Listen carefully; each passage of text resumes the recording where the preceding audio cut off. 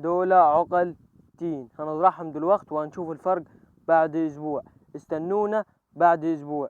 وهنا اصبحت بعد اسبوع. استنونا بعد 15 يوم. وهنا اصبحت بعد 15 يوم بالتقدير اللي انتوا شايفينه ده و100%. استنونا بعد شهرين بالظبط.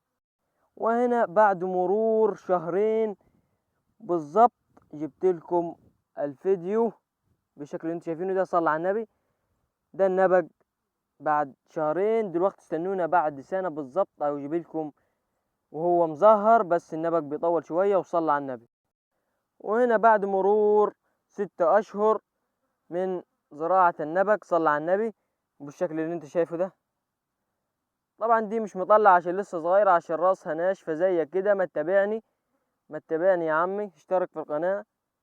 مبقاش راسك ناشفة زيها بالشكل اللي انت شايفه ده. لسه مطلعتش. استنى بقى دلوقتي بعد مرور سنة ونص بالظبط هتلاقيها وهي مخضرة.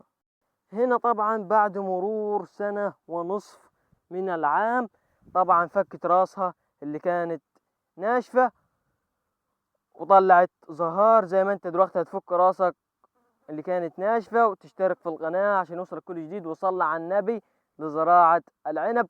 ده انت بس لو خدت كفاية، بس لو خدت 4 ورقات من دول وغليتهم وشربتهم تفضل طاهر 40 يوم زي ما قال الرسول صلى الله عليه وسلم.